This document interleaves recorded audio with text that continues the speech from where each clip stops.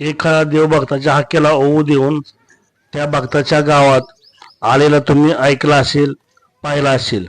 काही देव असे आहेत की भक्ताच्या पाठीमागे येत असताना भक्ताने पाठीमागे ओळून पाहिल्यानंतर ज्या जागेला भक्ताने ओळून पाहिले त्या जागेला गुप्त व्हायचे, हे सुद्धा ऐकलं असेल.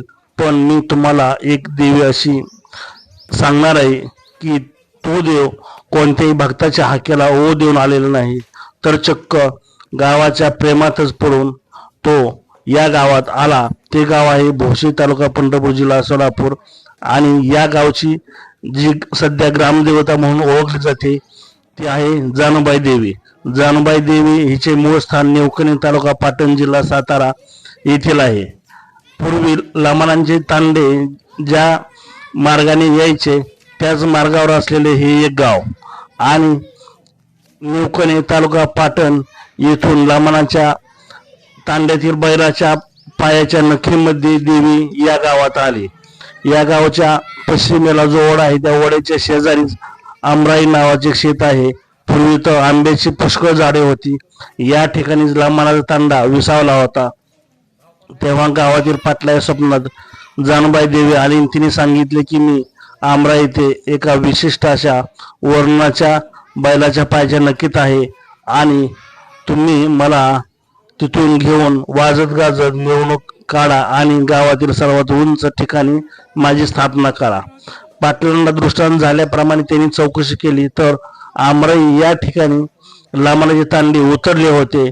तेव्हा गावातील काही सोबत्यांना 12 बलुतदार, मानकरी, अगदी कोतवाल असतील, रामोशी असतील यांना घेऊन त्या ठिकाणी गेले. तर देवीने स्वप्नात सांगितल्याप्रमाणे वर्णाचा एक बैल होता आणि त्या बैलाच्या पायाची नखी बघितली तेव्हा त्या नक्की त्यांना एक छोटासा खडा दिसला.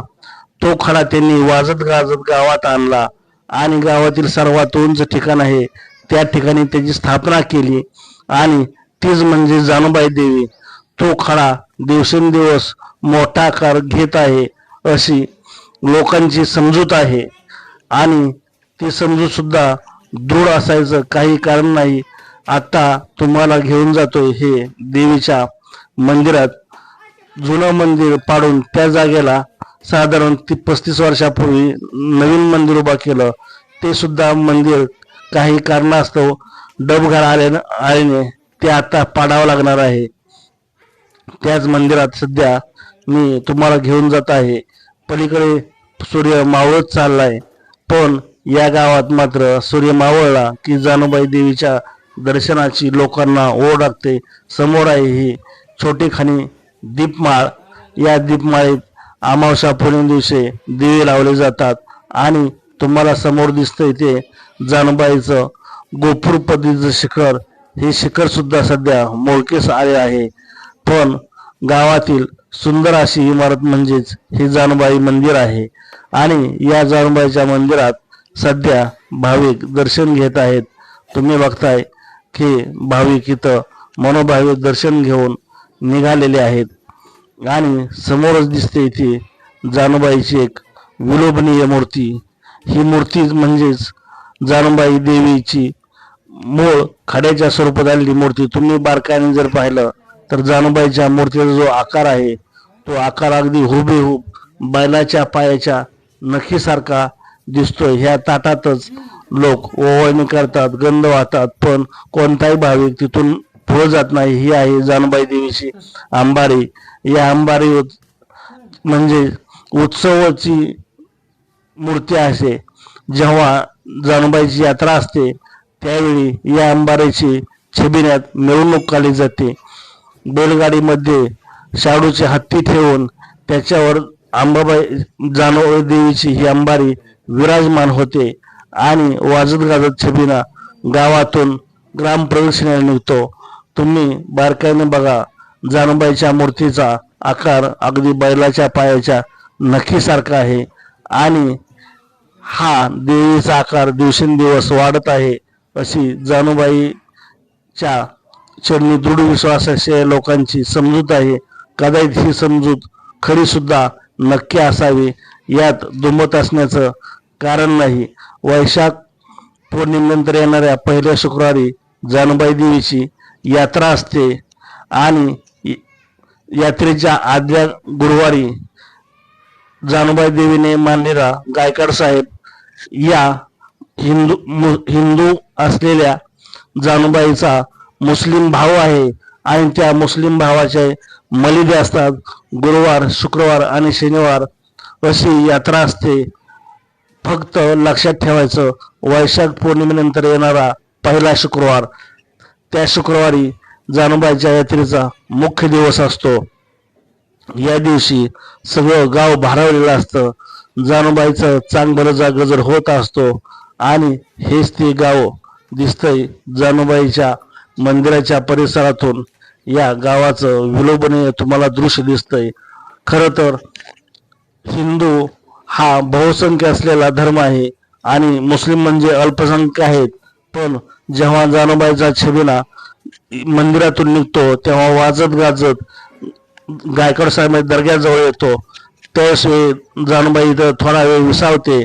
तेव्हा गायकवाड साहेबाच्या दर्ग्यात ऊद घालून गायकवाड साहेबाचा घोडा छबिन्यात सामील होतो. नुसता सामील होत नाही तर मुस्लिम देव छबिन्यात अग्रभागी असतो आणि पाठीमागे जानुबाई देवी असते. म्हणजेच लहान थोर जे सारे आहेत त्यांच्या पाठीशी उभा राहण्याची एक शिकवण सुद्धा ही जानुबाई देवी देते. यामुळेच ही यात्रा मला प्रचंड आवडते. ही यात्रा कोणत्या देवाची असण्यापेक्षा मानवतेची यात्रा आहे. या देवीचा कोणताही असा विशिष्ट उपास तापास नवसाय असला प्रकार जरी नसला तरी लोक श्रद्धेने नवस बोलतात. काहींचा नवस पूर्ण झाल्यानंतर ते भक्तिभावाने नवस फेडतात. पण हा देव कोणाला स्वतःहून काही मागत नाही. त्याचा विशिष्ट असा उपवास धरा, विशिष्ट असा कर्मकांड करा असा इथं रिवाज नाही. तरीही लोक जानुबाईच्या समोर असलेल्या दैत्यासाठी एक एक बोकड किंवा कोंबडं कापतात आणि गावाच्या साऱ्या शिवारावर नजर ठेवण्याचं काम ही जानुबाई करते असा भाविकांचा दृढ विश्वास आहे.